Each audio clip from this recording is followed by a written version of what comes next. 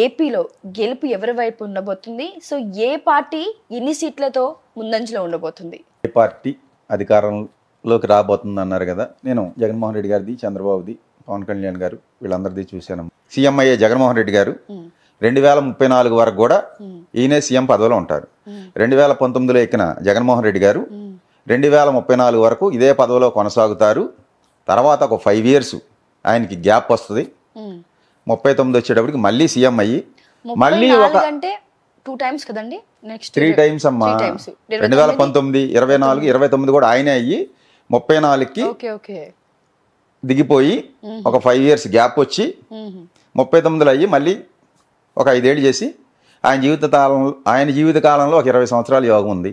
చంద్రబాబు నాయుడు గారికి ఎలా 14 సంవత్సరాల యోగం ఉందో, కేసీఆర్ గారికి ఎలా 9.5 ఏళ్ళు యోగం ఉందో, అలాగే జగన్మోహన్ రెడ్డి గారికి కూడా ఒక 20 సంవత్సరాల యోగం ఉంది.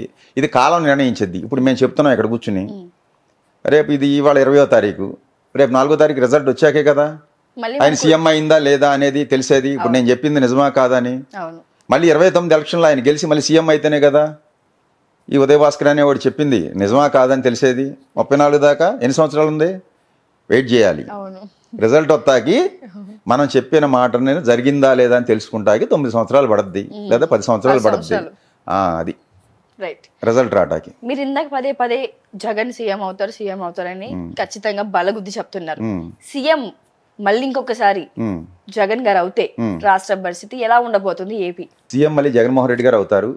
రాష్ట్రాన్ని పరుగులు పెట్టిస్తాడు, అభివృద్ధి పదంలో, ప్రగతి పదంలో నడిపిస్తారు. ఇప్పుడు చెప్పే అన్నీ కూడా అభివృద్ధి ఏముంది ఏముంది అనేది వాళ్ళకి అజ్ఞానం అనే కళ్ళు పొరలు కమ్మి ఏమీ కనపట్ల.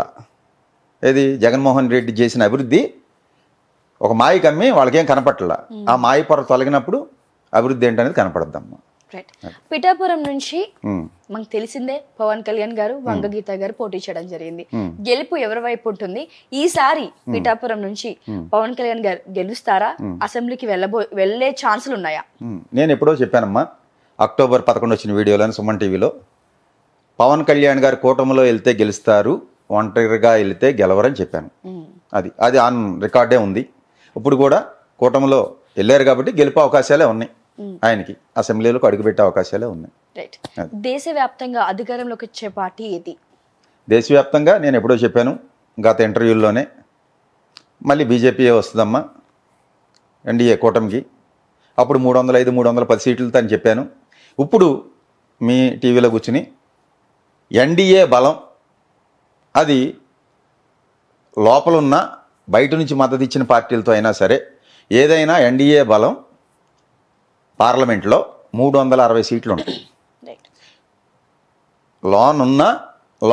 లోపల ఉండకుండా బయట నుంచి మద్దతు ఇచ్చేవాళ్ళు ఉంటారు. ఉదాహరణ జగన్మోహన్ రెడ్డి బయట నుంచే మద్దతు ఇచ్చాడు కదా బీజేపీకి గత 5 సంవత్సరాలు.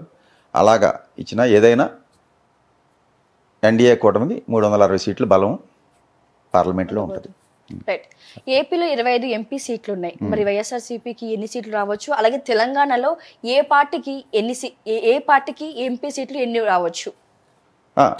ఆంధ్రాలో వైసీపీకి నేను చెప్పేది 20 ఎంపీ స్థానాలు వస్తాయని, కూటమికి 5 వస్తాయని చెప్పడం జరుగుతుంది.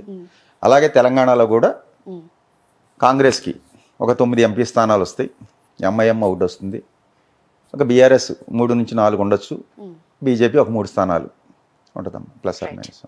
ప్రస్తుతం జగన్ గారి జాతకం ఎలా ఉంది, అలాగే బాబు గారి జాతకం ఎలా ఉంది? జగన్ గారి జాతకం అయితే ప్రస్తుతం ఆయన కన్యా లగ్నం, ఆర్ద్ర నక్షత్రంలో పుట్టాడు. బుధ మహాదశలో శుక్రుడి యొక్క అంతర్దశ నడుగుతుంది. రేపు నవంబర్ వరకు కూడా, అదే రేపు అక్టోబర్, డిసెంబర్ వరకు కూడా బుధ శుక్రులు ఇద్దరు అక్కడే ఉన్నారు వృచ్చికంలో. ఆయన జాతకం చూసామమ్మా.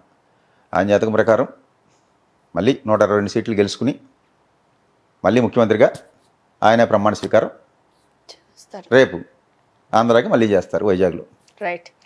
సో సీఎం రేవంత్ రెడ్డి గారు ఇందాక మనం డిస్కషన్ చేసుకున్న ప్రకారంగా 5 ఏళ్ల పరిపాలనలో ఉంటారని కొంతమంది, ఉండరు అని కొంతమంది, మధ్యలో దిగిపోతారని కొంతమంది.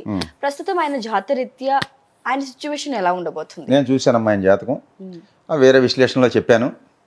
ఆయనకి ఫలానా దశ స్టార్ట్ అయింది, ఈ టైం నుంచి ఈ టైంకి తప్పకుండా ముఖ్యమంత్రి అవుతారని ఆ ఇంటర్వ్యూలో కేసీఆర్ గారి జాతక విశ్లేషణ, ఈయన జాతక విశ్లేషణ కూడా చేసి చెప్పడం జరిగింది. ఆయన కొండారెడ్డిపల్లిలో 4:30కి పుట్టారు. ఈ లగ్నం మేషలగ్నం, సప్తంలో ఈ గ్రహాలు ఉన్నాయని, షష్టాధిపతి సప్తంలో ఉన్న బుధ మహాదశ ప్రారంభం అయింది. అయ్యాకే ఈయనకి సీఎం యోగం వస్తుందని చెప్పడం జరిగింది. అలాగే వచ్చారు.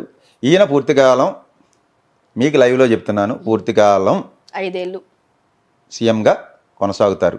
ఇంతకుముందు కూడా 2014లో కేసీఆర్ గారు అవుతారని చెప్పాను. 2019లో 18 డిసెంబర్ 13న కేసీఆర్ గారు మళ్ళీ ప్రమాణ స్వీకారం చేస్తారని చెప్పాను. అలాగే చేశారు. ఆయన రేపు సాయంకాలానికి దిగిపోతారని చెప్పాను. అదే జరిగింది. అది రేపు 2019లో కూడా జగన్మోహన్ రెడ్డి గారికి 126 ఎమ్మెల్యే సీట్లు ప్లస్ 21 ఎంపీ సీట్లు వస్తాయి అన్నాను. నన్ను అందరూ వీడు ఏదో అని చెప్పి ట్రోల్ చేసి అన్నారు. సరే వచ్చాక తెలిసింది కదమ్మా, రేపు కూడా వచ్చాకే తెలుస్తుంది. ఈలోపు ఈ 10 రోజుల్లో 15 రోజులు ఉంది మన వీడియో వచ్చేటప్పటికి రిజల్ట్ వస్తుంది. 15 రోజుల్లో కామెంట్లు చేస్తూనే ఉంటారు. వాళ్ళందరినీ మనం పట్టించుకోమమ్మా. ఇది తెలంగాణలో బీఆర్ఎస్ పార్టీ అంతమైపోతుంది, ఇంకా కేసీఆర్ జైలుకి వెళ్తాడు అని అంటున్నారు.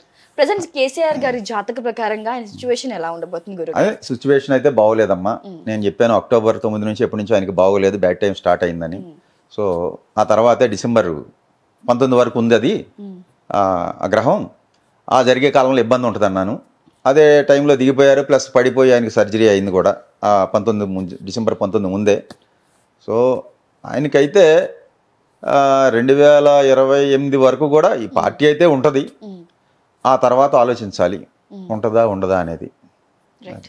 ఇది ఒక పర్సనల్ క్వశ్చన్ గురువు గారు మీ గురించే. మీ దగ్గర ఉన్న ఒక మంత్రదండం ఒక వింతగా ఉంది, అసలు నేను ఎప్పుడు కూడా చూడలేదు దాన్ని. సో దాంతో జాతకం ఎలా చెప్తారు? దాంతో జాతకం చెప్పడం కాదమ్మా, భవిష్యత్తు చెప్తున్నాం. రేపు అదే జాతకం అనేది కాదు ఇక్కడ. జాతకం అంటే హారోస్కోప్ కావాలి, గ్రహాలు ఇవి అవి అది డివైన్ ఆస్ట్రాలజీ అని చెప్పి విశ్వంలో ఉన్న శక్తికి, విశ్వంలో ఒక శక్తి నడిపిస్తుంది కదా, దానికి కనెక్ట్ అయ్యేదే. అది ఒక ఇన్స్ట్రుమెంట్ మంత్రదండం అనేది. నేను చూసేది ఇదంతా జనాల్ని మోసం చేయడానికి అని కొంతమంది చెప్పిన ప్రజలకి మీరు ఇచ్చే సమాధానం ఏంటి? తప్పే ఉందండి. యద్భావం తద్భవతి. ఇప్పుడు మీరు మోసం చేస్తున్నారు అనుకున్నారు అనుకోండి, నాలో ఒక మోసగాడు కనపడతాడు. ఇప్పుడు నేను పలికేది సత్యం అనుకోండి, నేను చెప్పింది జరిగింది చాలామందికి. వాళ్ళందరూ ఏమనుకుంటారు, ఓహో ఈయన చెప్పింది జరిగింది అని అనుకుంటారు కదా. అది ఇక్కడ నేను జనాలను మోసం చేసి నేను డబ్బులు సంపాదించుకుని నీకు ఆ పూజలు చేయాలి, ఈ హోమాలు చేయాలి, 10 లక్షలు పట్టురా, 12 లక్షలు అవుద్దని నేనేం చెప్పట్లేదు కదా. లేకపోతే ₹1,00,000 తీసుకురా, 50,000 తీసుకురా అని ఎక్కడన్నా నేను నా దగ్గర అడిగిన వాళ్ళకి గోచార రీత్యా ఈ గ్రహాలు బాగోలేదు, దశాంతర దశలు తీసే ఈ గ్రహాలు బాగోలేదు, ఇవన్నిటికి కలిపి ఎంఆర్పి ప్యాకేజ్ ఇది, లేకపోతే త్రయంబకేశ్వర్ వెళ్ళు, లేదా అక్కడికి వెళ్ళు, ఇక్కడికి వెళ్ళు, శని సింగనాపూర్ వెళ్ళు, శని బాగోపోతే, రాహుగ్రహం బాగోపోతే కుక్కి సుబ్రహ్మణ్య స్వామి దగ్గరికి వెళ్ళు, ఇవన్నీ నేనే పూజలే అని చెప్పి ఇట్లా. రాహు నీ పక్కన ఇంట్లో రాహు ఉన్నా అక్కడ భగవంతుడు ఉన్నాడు. ఒకడికి ఎవడికో చెప్పాను నేను, గురువుగారు నేను కుక్కి వెళ్తున్నా అన్నాడు. దేనికి రా అన్న, ఆ రాహు సుబ్రహ్మణ్య స్వామి రాహు ఇప్పుడు నాకు అంతర్దశ జరుగుతుంది అన్నాడు. వాడు కూడా ఆస్ట్రాలజరే, తెలుసు అనమాట, మమ్మల్ని కోచింగ్ చేస్తుంటారు. ఈ రాహు గ్రహం నీ పక్కన లేదా అన్న అంటే, ఎక్కడుంది గురుగారు, కుక్కీలోనే ఉన్నాడు అన్నాడు. అవి పుణ్యక్షేత్రాలు అయ్యో ప్రశస్తమైన కాలంలో పుట్టిని అక్కడే ఉంటాడండి భగవంతుడు, నీ పక్కన ఉన్న విగ్రహంలో కూడా ఉన్నాడు, నువ్వు చూడగలిగే భావంతో ఉంటుంది అన్న. లేదు వెళ్తున్నా అన్నాడు. సరే నీ కర్మ వెళ్ళు అన్న. వత్త అవుటర్ రింగ్ రోడ్లో హైదరాబాద్ ఎక్కాక యాక్సిడెంట్ అయింది. హాస్పిటల్లోని ఫోన్ చేశాడు, గురువుగారు కుక్కీ వెళ్ళి వస్తున్నాము, కారు చెత్త అయిపోయింది, మేము బతికున్నాము అన్నాడు. వెళ్ళకపోతే జరిగేది కాదు కదా. మరి కుక్కీలో ఉన్న రాహు ఏం చేసింది చెప్పండి. ఎంతోమంది పుణ్యక్షేత్రాలకు వెళ్తా యాక్సిడెంట్లే చనిపోతున్నారు. నిజమే. మరి ఆ భగవంతుడు రక్షించాలి కదా. కర్మని ఎవడో తప్పించలేడమ్మా. ఇక్కడ మేము కూర్చుని నేను చెప్పినా ఇంకోటి చెప్పినా ఎవడో చెప్పినా కబుర్లు చెప్తాం తప్ప కాలక్షేపానికి జనాలకి ఈ కర్మని ఎవడో తప్పించలేడు. ఇప్పుడు అక్కడ జగన్మోహన్ రెడ్డికి అవ్వాలని ఉంది, అదే అవుద్ది. అర్థమైందండి. దాన్ని నాకు ఇష్టం ఉన్నా లేకపోయినా ఎవడన్నా తప్పించలేము, దీన్ని ఎవడో మార్చలేము. ఏమి రాసి ఉంటుంది, ఫిక్స్ అయిపోయి ఉంటుందండి, అదే జరుగుద్ది. దానికి తగ్గట్టే ఆ జీవుడు డ్యాన్సులు వేస్తాడు. అర్థమైందండి. నేను ఆడతా అనుకునేది అజ్ఞానం. నేను సంపాదించే 100 కోట్లు లేదా బిర్లా టాటా అనుకుంటాడు, ఏది పెద్ద పెద్దోళ్ళు అందరూ. వీడు సంపాదించేది వీడికి లేనికి ముందు ఉంది డబ్బు, వీడు పోయాక డబ్బు ఉంటుంది. వీడు వస్తా డబ్బు ఏమి లేదు, వస్తాక సంపాదించారు, తీసుకెళ్తా పట్టుకెళ్ళేది లేదు. నేను సంపాదించేది అనుకునేంటి, ఇప్పుడు ఇక్కడ కూర్చుని నేను చెప్పా జ్యోతిష్యం జరిగింది, నేను చెప్పా జరిగింది అనేది ఒక అజ్ఞానం. అది జరగాల్సి ఉన్నది జరుగుద్ది, అంతే దాన్ని తెలుసుకుని చెప్పడమే జ్యోతిష్యం. ఎగ్జాక్ట్ అది ఒక దైవానుగ్రహం ఉంటే వస్తుంది, అవును అంతే తప్ప ఇక్కడ నేను చెప్పాను అనుకున్నాను అనుకోమ్మా, అది అహంకారం వస్తుంది, అది అజ్ఞానం. తర్వాత భగవంతుడు ఒకటి వేసాడు అనుకోండి, మళ్ళీ పాతాళంలో పోతాం.